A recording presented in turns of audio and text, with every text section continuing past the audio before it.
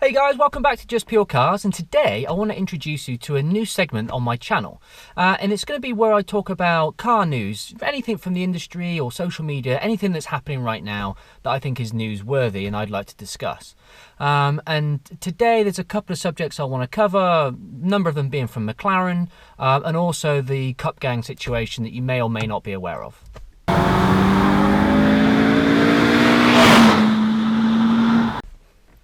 Okay, so let's jump right in then. The first bit of news I want to cover is the exciting announcement from McLaren, their new project, the B23, also known as the Hyper GT. Now, this was rumoured back in July, August time that they were going to make a successor to the legendary F1 car, which I think most of us would agree is probably the ultimate hypercar, the original hypercar. And this is something I'm really excited about. When that announcement came out, when the rumours came out back in August, July time, there was a few renders that I think Autocar put out that they, what they thought the car could look like, and it just looked incredible. But McLaren did the McLaren thing, and they just downplayed it. They said, no, we're not making anything like that. Market research says that nobody wants it. But then there were still rumblings. You hear people on social media that have friends that are in the know and are supposedly getting invited to buy one, and that it was a reality, and they were only going to make 100 of these things, and it wasn't going to be street legal. But it was going to have this 3-seat configuration, which obviously is what the original F1 had, which I think is what everybody wanted to see come back. Now, McLaren has obviously now officially announced that this is a project coming out of their special ops team. B23, B for Bespoke Project, 2 for Bespoke Project 2, and 3 for 3-seat configuration. And I think what makes this exciting is that it is obviously going to be a reality. And again, listening to other people on social media say that they've spoken to friends that have been offered contracts. Apparently there's 106 of these actually going out now. And these contracts have gone out, and on the contract it states that it's not going to be road legal. Now, I can't see that being true because, why would you name something a Hyper GT car? And especially when you look at what McLaren is saying, is they're saying it's going to be the ultimate luxury vehicle to transport you and 2 passengers and the same amount of luggage across continents at high speed. So definitely not going to be a race car. It's definitely going to be a street legal car. So I'm assuming they just put that in the contract for legal reasons, whatever. But I think the most important thing is it's actually going to happen. We're probably not going to see it until 2019 in terms of official delivery. Maybe not a full unveiling until 2018. I imagine maybe the Geneva Motor Show, or McLaren's a British company, so maybe the British Motor Show. Who knows? But main thing is it's going to happen. Price-wise, who knows? Probably £2 to £3 million, I imagine. I mean, there's only 100 of them. They're going to be super rare. They're all going to be tailored to the specific requirements of each individual owner. I mean, you've got to be invited just to buy one. My assumption would be that most people who are invited probably already own an F1 or a P1. So, it's a very exclusive club. But great to see that McLaren are going out there, and I think this is going to be a direct competitor to the Bugatti Chiron, which I think at the moment is clearly the benchmark in ultimate luxury and ultimate performance. So anything that can go up against that is a winner in my book. So yeah, great stuff, McLaren. Can't wait to see what you do with that. Next piece of news from McLaren is they announced the new 570S Design Edition. So this is a limited run number of 5 cars coming out of the MSO team. And actually this is their way of saying, look, let's show you what our designers can do when they're let loose with the spec chart. So basically they've got 5 of their guys to come up with some bespoke design for exterior and interior spec, and 5 people can purchase that. And apparently if you opt for one of these, it's actually going to cost £8,500 as the over price of a standard sticker car. But if you were to go for the individual options on that as a regular customer, it would actually cost you a lot more than that. So it actually kind of makes sense if you can grab one of those 5, if that's something you're looking for. And hey, you never know, in the future maybe it'll be worth a little bit more because it is a limited run of 5. Who knows? But forgetting that, in my opinion, the 570S is probably the best supercar at the moment. And if I had the money to spend, I would absolutely want to buy one, because Okay, it's £140,000, but when you compare what else is out in the market, you know, you're talking Ferrari, you know, 488s or Porsche 911 GT3 RSs and stuff like that. You're talking, you know, more money and maybe not as much performance. I mean, this thing gives you, what, a 3.6 litre V8 engine, twin turbo, 0 to 60 in 3.1 seconds, top speed of 204 miles an hour.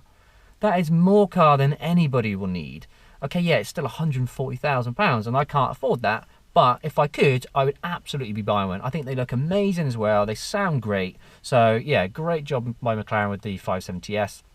And as much as I love the 650, 675 LT, I think I'd be happy with my lot if I could afford a 570S. So McLaren, if you want to send me one for a test drive, please do. And then finally from McLaren is a bit of sad news. Well, sad news in my opinion anyway. So, you know, Ron Dennis, the legendary McLaren head, has been forced out. The reports are saying that the rest of the board of directors have forced him out to garden leave whilst they look for a replacement. I'm not really sure what's gone into that decision. They're not happy with the way he's running the business, which I can't understand because he's built that company up from where it was to where it is today. You know, winning, what is it, 18 Formula One championships. They've got this huge fleet of amazing supercars now. I mean, just their approach on quality and perfection, as close to perfection as you could ever want, is all come from him. So, you know, for me, it's a sad day, at least, because for me, Ron Dennis was McLaren. You know, not taking anything away from everybody else there. I think they're an amazing company. They've obviously got an amazing workforce. But as a figurehead, he was amazing. And it kind of feels a bit reminiscent of the Apple era where they pushed Steve Jobs out. And I really hope that McLaren don't regret that decision like Apple did. Or maybe I do hope that, because then they'll end up bringing him back. But yeah, so it'd be interesting to see which way they go once he's, you know, fully out of the business. I mean, he's still going to be a major shareholder in the company, so he's still going to have his say, but he just won't have the day-to-day operating clout that he used to have, which is, I think, is a real shame.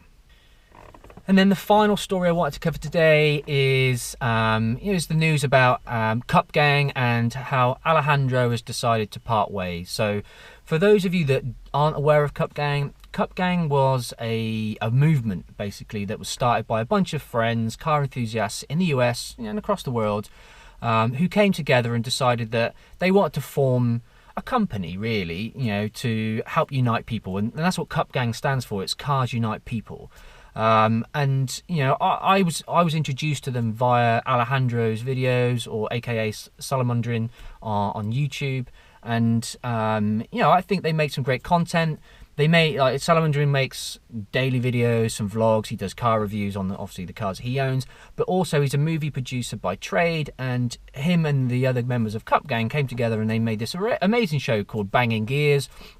And the first one of that was Hyper 5, where they brought all the top 5 hypercars together. I think they were the first ones to actually do that and put them all against each other on the track. Now, that had some negative backlash from some of the manufacturers, because there was, you know, claims that they didn't have the right tyres on certain cars and that the times posted couldn't have been true, you know, whatever. Fair play that they got it together, and production was fantastic, and I think, you know, they did a great job on that show.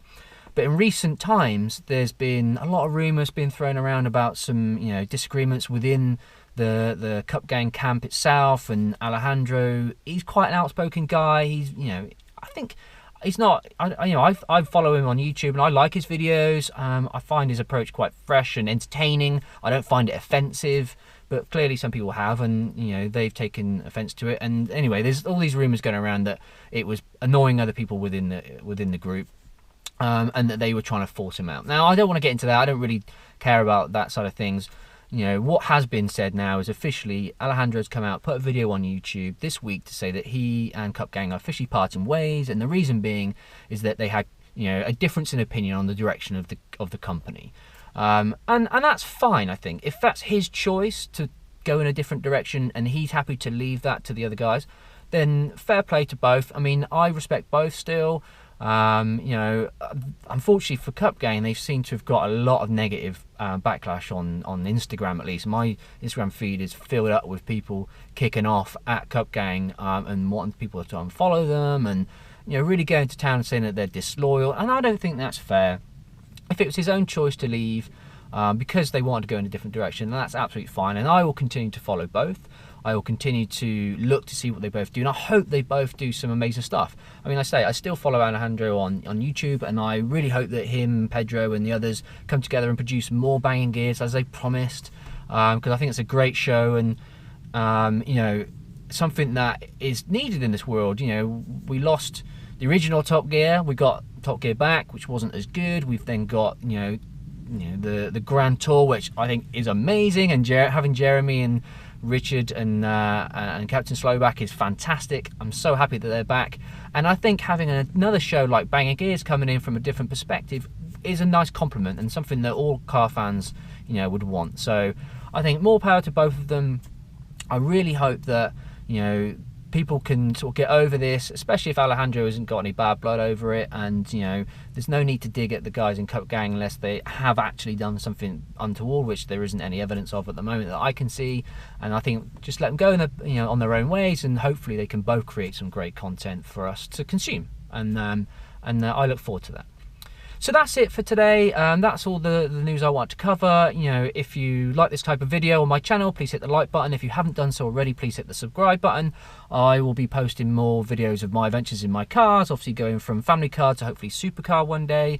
I plan to do some reviews of other cars as well, that friends and people want to let me borrow and try out for themselves. So expect that to come in the coming weeks.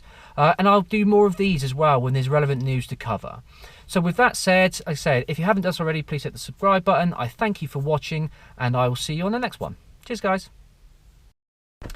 Okay, so let's just jump right in. So the first piece of news I want to cover is the exciting announcement from McLaren that they are now officially announced the Hyper GT sports car that they're going to do next time round. Blah, blah, blah, blah, blah, blah, blah.